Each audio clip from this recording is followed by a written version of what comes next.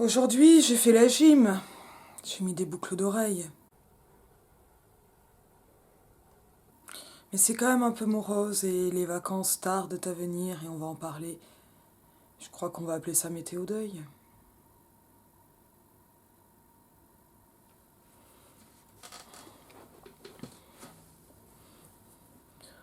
Concrètement, j'avais du mal à trouver un sujet de vidéo parce qu'en fait, j'ai plein de sujets d'avance. J'ai très très peu de vidéos, enfin je n'ai pas de vidéos en avance. À un moment, je tourne avec un peu d'avance, mais je tourne toujours dans la semaine qui précède la vidéo maintenant. C'est presque un concept à ce niveau-là, et c'est aussi en fait que quand j'ai tourné, j'aime bien que ce soit publié, et il y a quelque chose qui fait que c'est actuel et pas actuel. Et là, le seul livre sur lequel j'ai fini par vouloir dire un peu des trucs, c'était l'Opoponax, sauf que l'Opoponax, je sais pas où je l'ai fichu. Je crois que je l'ai prêté à une cousine. Mais mes cousines, elles me rendent rarement mes affaires. Donc, ben, on va attendre pour l'Opoponax. Et je sais pas, j'ai pensé à Apollinaire, mais Apollinaire, en fait, je le connais mal, et j'avais envie de refaire de l'explication de texte bien serrée, et ça vient pas. L'envie n'est pas venue, et en même temps, c'est lié à pas mal de choses qui sont évidemment personnelles, et je vais en parler un peu, qui sont liées à des moments un peu plus structurels, c'est-à-dire en gros le post-thèse et l'arrivée dans le secondaire, et je vais en parler aussi, je crois. Et puis là, je fais des annonces, mais ça veut pas dire que je vais les suivre, hein. Et un truc qui, de façon plus générale, qui est un peu proche de la dépression. Je pense pas être en dépression. Je suis quand même dans une période où je pleure beaucoup. Je pleure moins cette semaine, mais je pleure beaucoup là depuis 3 semaines. Beaucoup, ça veut dire plusieurs fois par jour. Euh, Aujourd'hui, j'ai pas pleuré, mais l'envie de pleurer, elle a été pas mal présente. Concrètement, je ne pleure que par rapport à mon père. Voilà. Et là aujourd'hui, j'ai une fatigue, j'ai un coup de blues qui est un peu plus général et qui est lié à plein de trucs. Je vais expliquer un peu ça. Bon. Évidemment, ça fait partie des étapes du deuil. Et en fait, ça va s'appeler lecture et deuil ou météo deuil et la lecture. J'ai rarement autant lu qu'en ce moment. Non, j'ai beaucoup plus lu qu'en ce moment. Mais je lis beaucoup. Je suis pas dans une période où je n'arrive pas à lire. J'ai du mal à lire le soir, mais il faut dire que peut-être que commencer Beloved de Toni Morrison, c'est pas super joyeux. Et là, en ce moment, en fait, j'ai aussi beaucoup de lectures en attente, très diverses. Mais en fait, je suis sur des lectures qui sont pour moi, des lectures au long cours. Soit parce que c'est des gros bouquins, soit parce que c'est des trucs que je lis pour des projets de recherche, et donc bah, ça va être compliqué de parler des Saint-Simoniennes toutes les semaines, quoi. Ah, là, cette semaine, j'ai lu un livre sur les Saint-Simoniennes, enfin sur le Saint-Simonisme. C'est vachement bien, mais ça fait pas partie des choses dont je parle en vidéo, parce que j'essaie d'avoir quelque chose quand même qui ne suive pas complètement ma thèse. C'est-à-dire que la chaîne ou ma recherche, elle suit beaucoup ma recherche, mais ce n'est pas non plus complètement, ça l'est un peu, le laboratoire de ma recherche. C'est plus un laboratoire de pensée générale que seulement universitaire. Bah sinon je suis un peu en train de me massacrer d'un point de vue académique, quoi. Et parce qu'on a des carnets hypothèses, mais enfin on n'a pas des YouTube hypothèses, quoi. Les captations de colloques, c'est pas ce que je fais, enfin c'est quelque chose d'assez différent. Et je pense pas que le saint-simonisme toutes les semaines ce soit génial. Je vois, bon, au niveau des stats ou des commentaires, je vois que ça plaît bien, mais que c'est pas beaucoup vu. Et c'est pas des choses sur lesquelles les gens vont tomber. Et en même temps, c'est bien que les gens qui sont abonnés découvrent des trucs. Mais je vois bien qu'entre découvrir, apprendre des choses sûres, ou me voir un peu exalté parce que j'aime bien le saint-simonisme, et que c'est très très intéressant le saint-simonisme, et y aller franchement, il se passe des choses. Donc ça va aussi parler de recherche, parce que la recherche, ça suppose un certain type de lecture qui fonctionne assez bien pour moi, parce que c'est des lectures absorption, mais sans contemplation ou sans plaisir pur, et que ça amène à avoir une absorption qui est en fait tout intellectuelle. Et ça, moi, c'est quelque chose qui me fait beaucoup de bien et qui m'aide beaucoup en ce moment, mais qui est aussi quelque chose de très fatigant. Alors, il y a un autre facteur qui est à en prendre en compte quand même sur ces lectures, qui est que ben, en ce moment, donc, je lis beaucoup, mais je ne finis pas forcément, donc ça m'embête d'en parler, ou je n'ai pas fini en ce moment, ou je suis très contente de ma lecture, mais c'est pas le bon moment pour la faire. Donc ça, c'est par exemple le cas de Quand la beauté fait mal. Alors je suis pas entièrement contente, mais j'en parlerai quand je l'aurai lu. Je l'ai enfin trouvé en français, à un prix correct. Correct veut dire quand même cher, mais je pouvais l'acheter. Euh, et ben c'est quand même pas très très facile en ce moment de lire Quand la beauté fait mal avant de dormir. Donc je suis passée à Toni Morrison, ce qui montre ma grande clarté d'esprit. C'est un livre qui est gros et qui est fragile, donc j'ai pas envie de le transporter dans mon sac pour le lire dans le métro. J'ai du mal à lire dans le métro parce que j'ai pas mal de transport, mais avec des changements. En fait, j'ai un peu moins d'une heure de transport avec deux changements. Donc c'est épuisant. En fait, je passe mon temps à courir dans des couloirs ou sur des quais de RER. Et puis, il y a des livres que j'ai bien aimés, mais pas complètement. Donc, je vais en dire un mot rapidement, ça va donner une idée. Comme là, j'ai lu il y a 2 semaines ou 3 semaines maintenant, je sais plus, Le cœur synthétique de Chloé Delhomme. Bah, j'ai trouvé ça pas mal, j'ai bien tourné les pages, il était en poche à la caisse de la librairie, je suis allez, c'est bon, je le prends. Prix Médicis, tout ça, tout ça. Puis j'aime bien Chloé Delhomme. Et Chloé Delhomme, elle a un truc Alors, j'ai pas lu les autofictions, moi, je suis vraiment assez sur les sorcières de la République, les trucs récents. Euh... Chère sœur, mais bien chère sœur. Mais elle a un truc qui, à mon avis, atténue beaucoup son talent, c'est son besoin de faire des blagues. Et je trouve que ça marche pas. Et c'est un truc que j'ai aussi senti chez Zénitheur, dont je n'ai lu que Je suis une fille sans histoire. Le titre est génial. Bon, le propos est pas très dense. C'est efficace. Très bien à mettre dans un CDI pour des petits L, hein, petit L, hein, je veux dire, après, faut se bouger, quoi.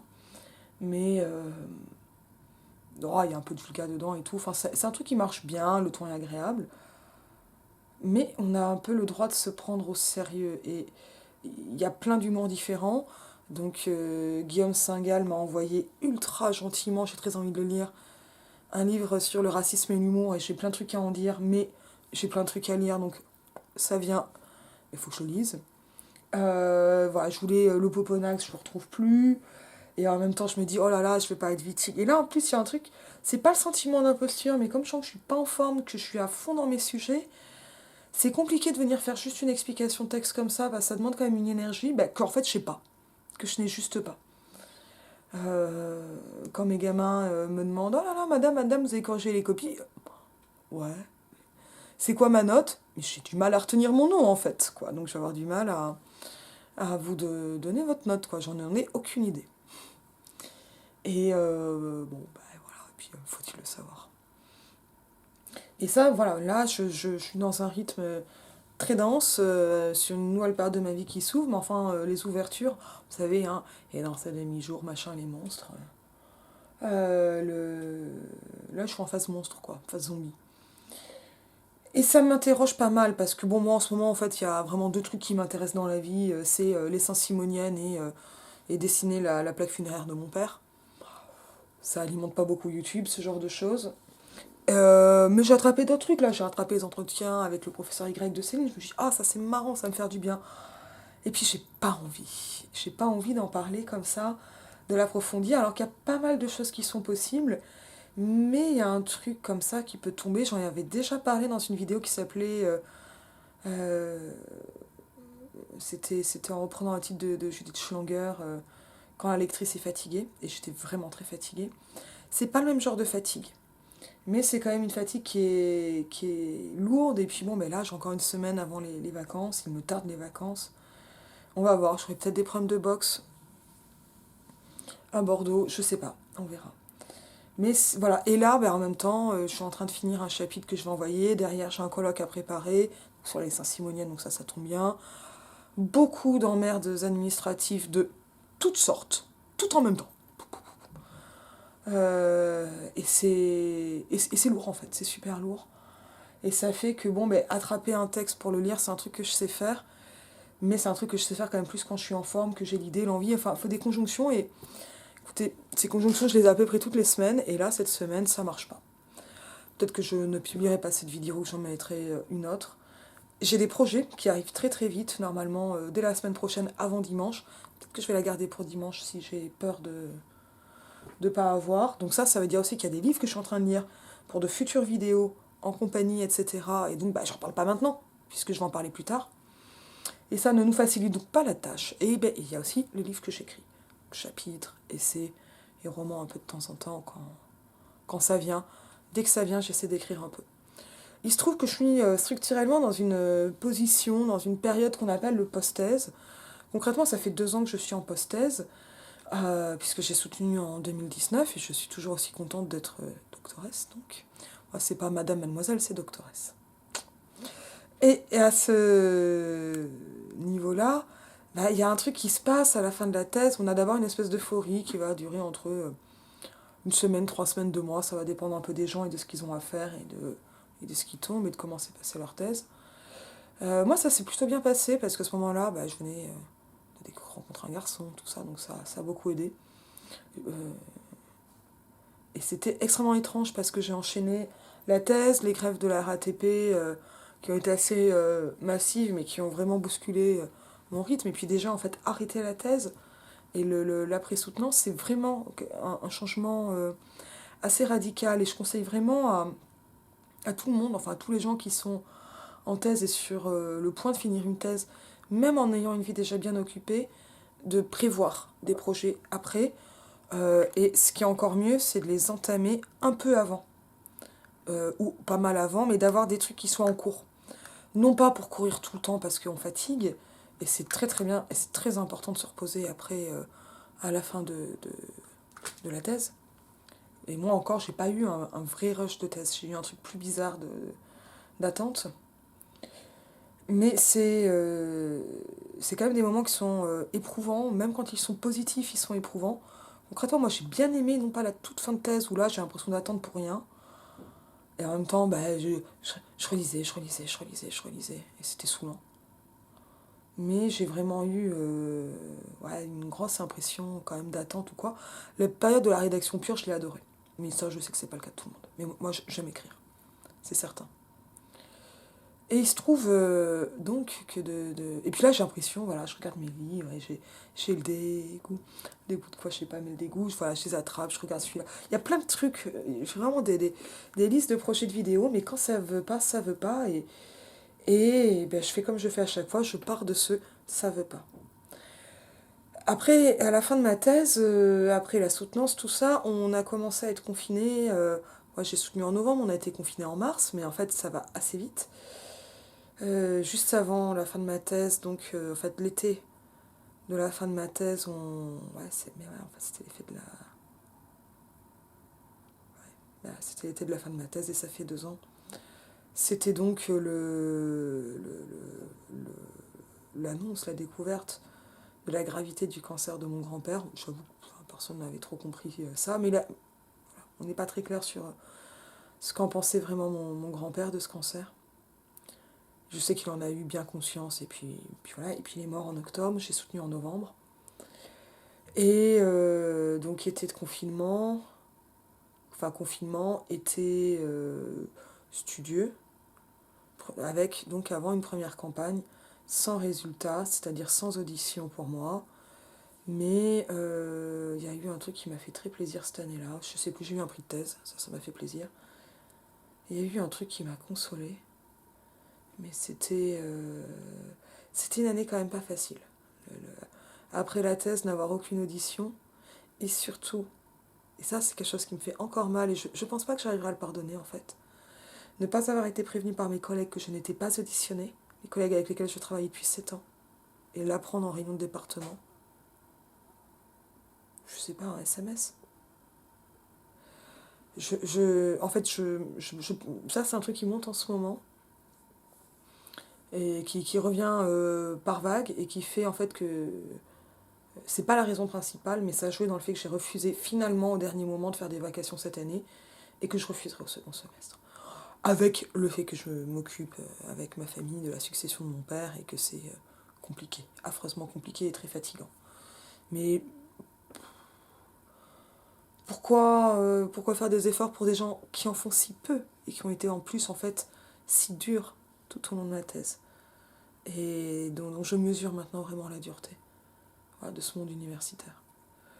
En fait, je le mesure plus maintenant que quand j'étais dedans parce que j'ai appris à encaisser les coups, hein, mais c'est pas une bonne chose en fait. Et je n'en veux pas à ma directrice de thèse. Je ne parle pas d'elle.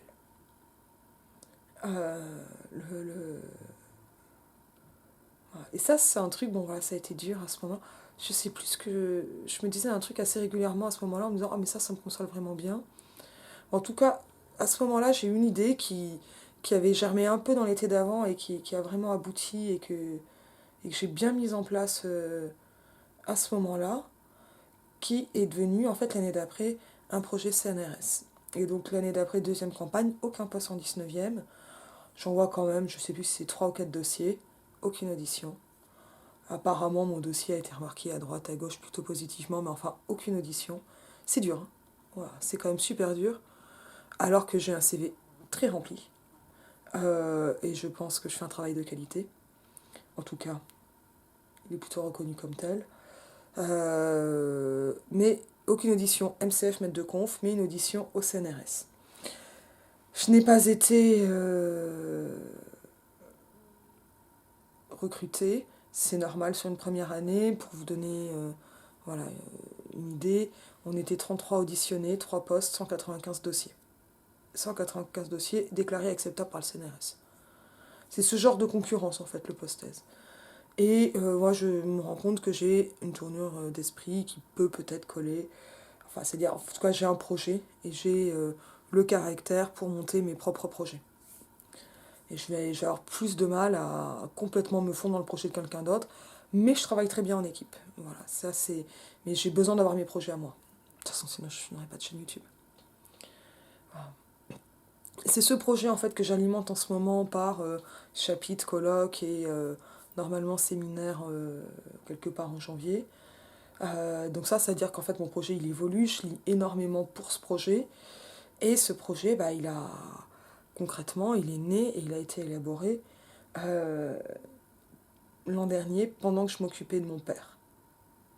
Alors quand je dis je m'occupais de mon père, entendons-nous bien, je n'ai jamais fait une toilette à mon père, je ne l'ai pas amené à la selle, comme on dit, je ne faisais même pas les courses. Il adorait faire les courses pour trouver les promos les moins chers.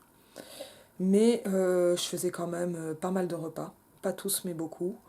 Il s'occupait pas mal de la lessive. On prenait quand même bien soin l'un de l'autre.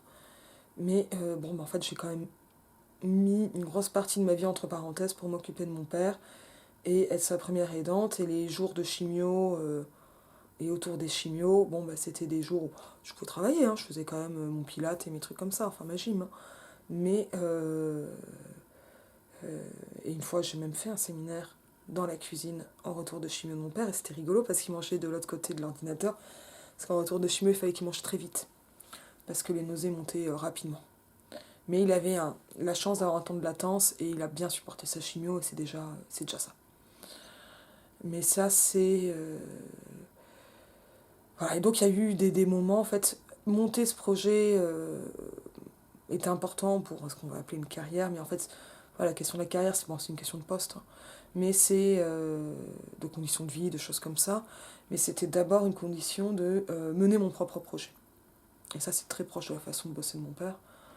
Euh, et c'est vraiment le truc principal qui m'a transmis, c'est ça. On a la même façon de travailler. Et voilà, c'est quand même très compliqué parce que le confinement nous a mis une, une grosse impression d'être entre parenthèses pendant une période quand même assez longue. Et qui a été. Enfin, que moi j'ai très mal vécu, mais je l'ai là aussi pas compris tout de suite. J'étais en couple au moment du confinement, en cohabitation, avec un homme, un jeune homme maltraitant. Mais alors maltraitant pas physiquement, mais psychologiquement. Et je l'ai. Et j'avais pas les moyens de le comprendre à ce moment-là. Comme quoi ça peut arriver à n'importe qui. Et, euh, et ce garçon est resté maltraitant aussi longtemps qu'il l'a pu. Voilà. Donc ça accentue les fragilités actuelles. Euh, c'est pas du tout le seul facteur parce qu'il commence à être un peu éloigné. Mais donc il y a tout ce paradoxe d'avoir passé pas mal de temps avec lui, puis ensuite avec mon père, à faire à bouffer, tout en travaillant sur le féminisme. voilà, être dans un schéma au moins très stéréotypé, tout en travaillant sur le féminisme. Et d'être une fille à papa et d'être féministe, c'est aussi des choses qui sont pas forcément évidentes, quoi. Alors grosso modo, mon projet, il revient à aller étudier l'idée de nature et de science et de la façon qu'ont les féministes, pas seulement les saint-simoniennes, mais toutes les féministes du 19e siècle, de s'inscrire dans l'histoire. Mais je commence par les saint-simoniennes parce que c'est le début. Et elles mettent en place pas mal de trucs, et puis après je pourrais voir des effets de réception, etc. et remonter jusqu'au début du 20e siècle. Ça, c'est le but.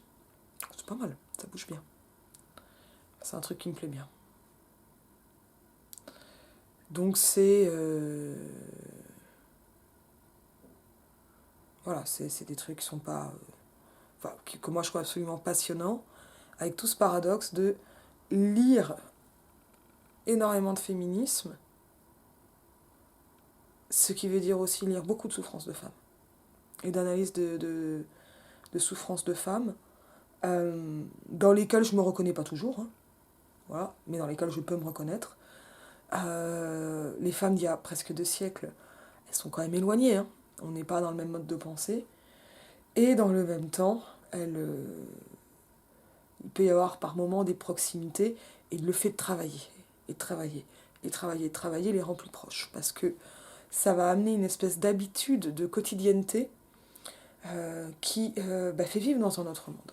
Et ça, c'est un truc qui est vraiment intéressant. Mais on va pas se mentir, c'est quand même aussi parfois un peu déstabilisant. Un peu. Bon, je ne vais pas me dire que tous les historiens sont un peu zarbis, hein, ça serait exagéré. Mais les métiers, en tout cas, qui absorbent beaucoup, transforment la personnalité. Enfin, tous les métiers transforment. Mais c'est ça l'aliénation. Mais il y a une part. Et je ne veux pas dire que je suis aliénée comme dans d'autres métiers, hein. Je ne travaille pas à la chaîne. Mais il y a un moment où j'ingère quoi, le saint-simonisme en ce moment et d'autres. Et c'est assez curieux. Voilà. Donc ça fait que j'ai des lectures qui en ce moment sont très diverses et qui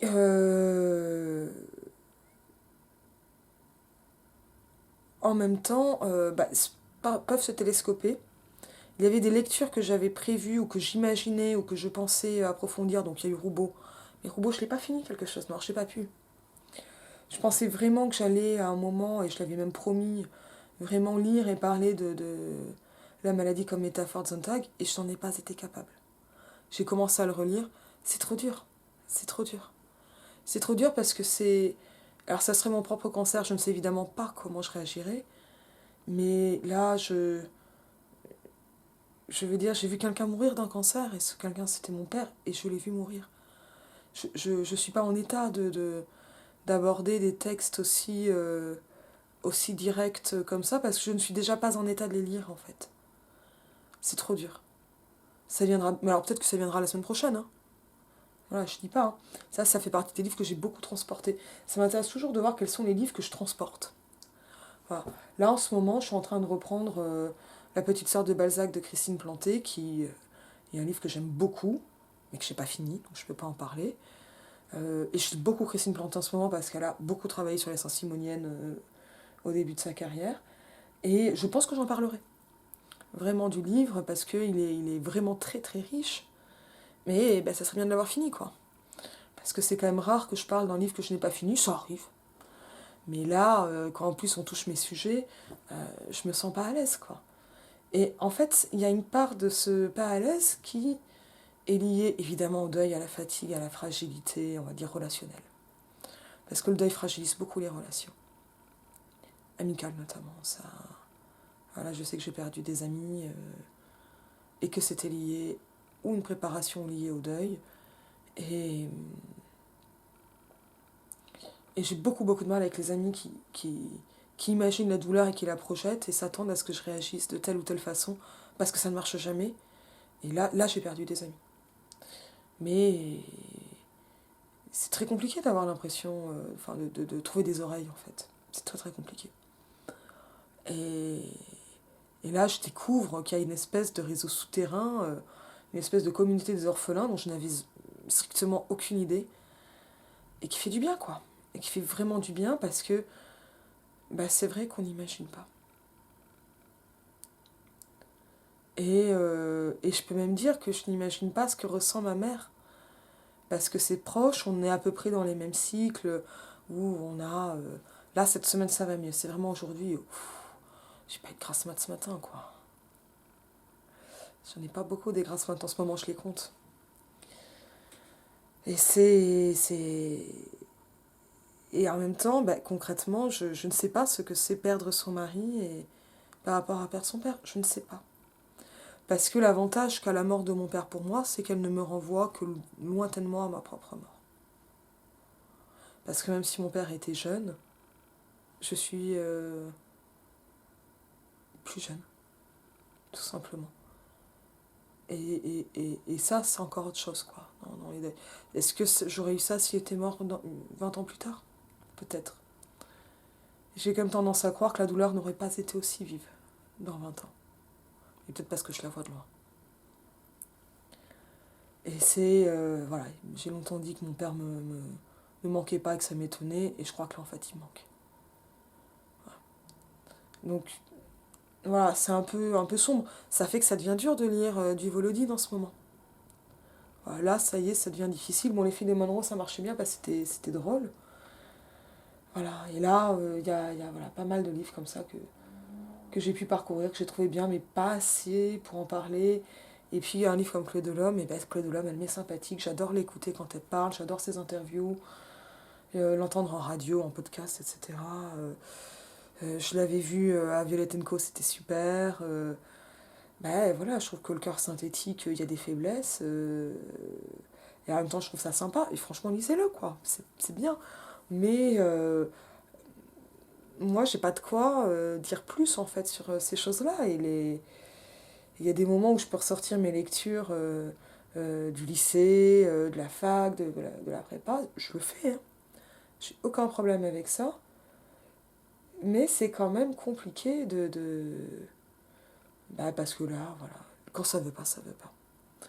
Et là, je suis dans un moment où ça veut pas trop. Alors, il y a un point que je trouve quand même assez intéressant, c'est aussi que ces faiblesses, elles sont donc inhérentes au deuil, à la fatigue, au post-thèse, à cette situation d'être en post-thèse, et puis au fait que j'ai mal au doigt, c'est pour ça que je mets de la crème là.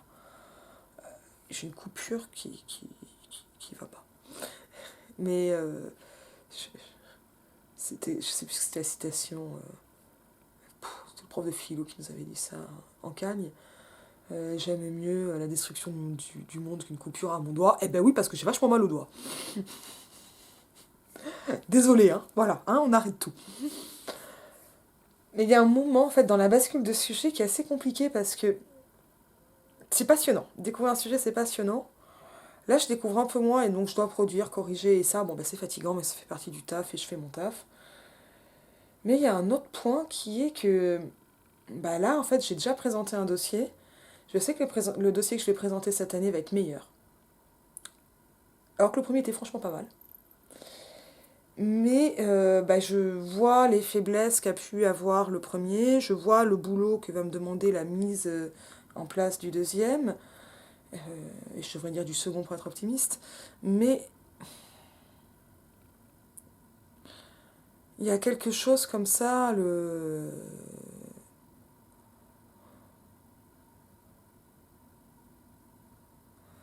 qui fait que j'avais atteint une maîtrise avec Renan, avec mon sujet de thèse, que je ne peux pas avoir encore. Et le principe d'un projet de CNRS, c'est pas d'être une deuxième thèse, c'est d'occuper 10 ans de recherche et d'amener à une embauche en CDI, quoi. Hein. Allez, sécurité de l'emploi. Et ça veut dire que c'est une autre façon de travailler qu'évidemment je ne connais pas, sinon je serais déjà embauchée. Enfin, voilà, ça fait partie du job, hein, de découvrir. Ça m'affole pas plus que ça, au contraire, je trouve ça, le fait que ce soit encore plus ambitieux, me plaît beaucoup et me fait du bien pour me donner mes propres directives, mes propres lignes. Et je dois dire que, en me sentant aussi ballottée, en fait, entre mes amitiés qui comptent beaucoup en ce moment, mais qui peuvent donc être douloureuses, Entre... déjà parce que je suis à vif, en fait. Je suis complètement à vif. Entre le fait d'avoir été première aidante pendant presque un an, et on aurait aimé que ça dure un an. Et la fac qui rappelle les projets de recherche qui continuent, les contraintes, le secondaire qui m'appelle parce que la fac ne m'appelle pas. Ça, pour moi, c'est vraiment un truc qui compte que d'avoir mes propres projets et de ne pas être ballotté de postdoc en postdoc. Où, ok, j'ai moins de temps pour la recherche en étant dans le secondaire, mais cette espèce de ballottement m'irait pas. Voilà. Et je pense qu'il génère beaucoup de souffrance en soi, parce que ça fait qu'on débarque toujours plus ou moins sur un sujet. Et c'est quand même énormément de travail que d'être bien sur un sujet. Si ce sujet sur les féminismes du 19e siècle, qui explique l'orientation prise très nettement par ma chaîne, mais qui est aussi né de ma chaîne, et des vidéos que j'ai pu proposer. Et c'est là où ma chaîne est quand même un laboratoire plus que je ne le dis et à pas mal de niveaux. Eh bien, il y a un truc qui se joue, qui est pas dingue, qui est pas ouf, mais voilà, c'est pas un sentiment d'imposture. Je pense que je maîtrise pas trop mal le féminisme du 19e. Je ne maîtrise pas aussi bien que des historiens du féminisme, littéraires ou non, comme Christine Planté, Christine Barr, Bibia Pavard et d'autres. Mais il y a... Voilà, mais je me débrouille bien. En féminisme 19e, ça se met en place, j'ai les bons repères, j'ai bossé, ça commence à rouler. Et voilà, il y a un moment en fait je pense, d'espèce de bascule qui n'est pas la découverte où on s'éclate et qui n'est pas encore la pleine maîtrise, malgré tout. Et ça, dans l'insécurité, pas financière parce que je suis payée, mais de ne pas savoir si je vais être recrutée ou pas, ou à quel moment, si je dois être recrutée un jour, parce que pas forcément cette année du tout en fait, loin de là. Et ça, c'est pas facile. Et ça fait que les lectures que j'ai en ce moment, elles sont pas mal erratiques. Alors, et donc, quand j'arrive à bien plonger dans le boulot, et c'est le cas en ce moment, ce que je fais en fait, c'est pas de la lecture YouTube. C'est que je pose vraiment pour moi et pour ce projet-là, en pouvant présenter un coup Suzanne Volquin, j'espère bientôt Flora Tristan, mais c'est très massif Flora Tristan, et j'avais déjà présenté l'émancipation de la femme, et j'ai oublié de la mettre avec Volquin, alors que c'est vachement bien. Je sais plus ce que je racontais, mais c'était forcément très bien. Parce que le livre, Testament d'une paria, est vraiment top. Et là, je vais lire Les pérégrinations d'une paria, mais enfin, ça fait 800 pages. Donc, je vais pas le lire en 2 jours, quoi. Parce que je vais essayer de finir d'autres choses, et j'essaie de lire des choses vraiment, vraiment différentes. Et là, les seules idées qui me venaient, et les seules choses dont j'avais envie de parler, en ayant quand même... Voilà, et comme j'ai ce rapport à la recherche qui est assez... qui est très marqué, et qui est assez exigeant, j'ai envie de parler de choses très diverses. J'ai envie de parler du cahier d'un retour au pays natal que j'ai eu en agrég, en compas, mais il était considéré en littérature française, mais en compas. Et c'était vachement bien, et ça m'a beaucoup plu. Et j'aimerais en parler, et en même temps parler de Césaire qui est si difficile, alors que je m'y connais si peu dans ce genre de littérature, et que Guillaume Singal va me regarder, je suis pas encore à l'aise, mais ça va venir, et j'ai envie de le faire parce que finalement, je l'ai bien fait pour d'autres choses. Et pareil, le Poponax, quand je retrouverai le livre, je pense que je vais le racheter, c'est pas possible. Et voilà, tout ça, ça va venir. Mais voilà, là, je suis dans cette espèce de flottement. Et il me dérange pas tant que ça, ce flottement, parce que ce flottement, c'est le creux de la vague, mais ça veut dire qu'il y a des vagues. Je vous dis à bientôt.